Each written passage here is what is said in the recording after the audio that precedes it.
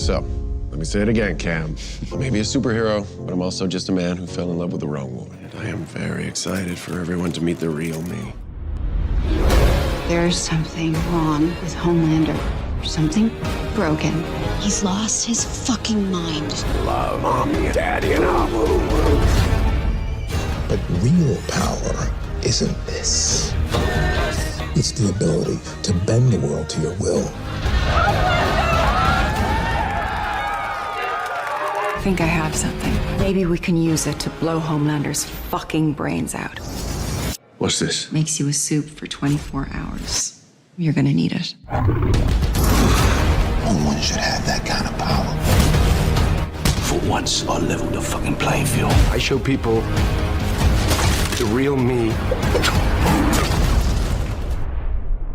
I mean, they fucking love it.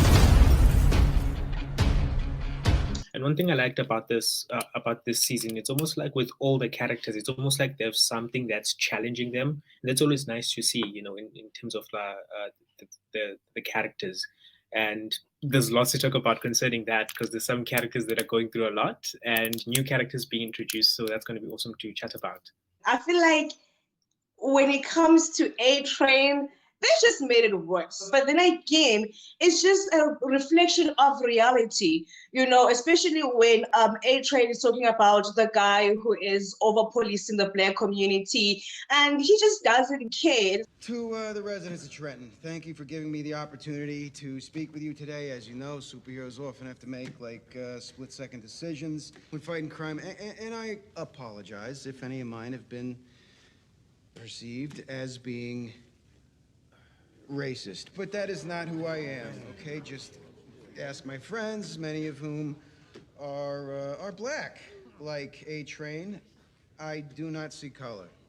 That's basically what you see in real life, where people just think getting on TV, getting on social media, making a statement, send an apology, donate money, go to some racism rehab somewhere, and the problem is resolved and everybody moves on and social media moves on. So it's hard to criticize the boys on how they handle A-Train segment, because it's literally what happens in real life. Follow one proud black man's journey to the root of his roots as he takes the A-Train to Africa. It's hard to criticize them for following that route, because Black Americans do the same thing all the time. I have a problem. I'm going to go to Africa. Samuel L. Jackson doesn't want to be around if Donald Trump wins the general election.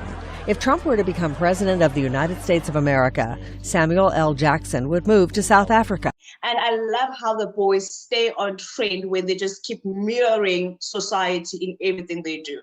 When it comes to A-Train, I like that this season A-Train actually got a lot more focus, even though it's still A-Train. He's still a piece of shit. Like, he doesn't he's not suddenly a good person, so I like that the character still stayed the character. I don't need him to suddenly become a good person. He can still be a piece of what, but I like that they went deeper into it. It's not just on the surface now. Like, we saw more of his relationship with his brother. We saw him actually trying to do right, even though it was very superficial and it's very on the surface with that. Listen, you get a public apology, Vought gets some publicity. It's a win-win. But in typical A-Train fashion, even when he's trying to do something good, he messes it up and makes it 10 times worse.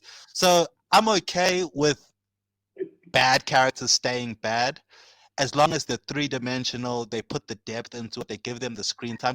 So I like that this season they're like, okay, let's criticize the fake corporate woke culture of Black Lives Matter, we can fix everything. And I'm like, yeah, you can still keep it the boys, you can still keep everyone evil, but you can go deeper into your black character.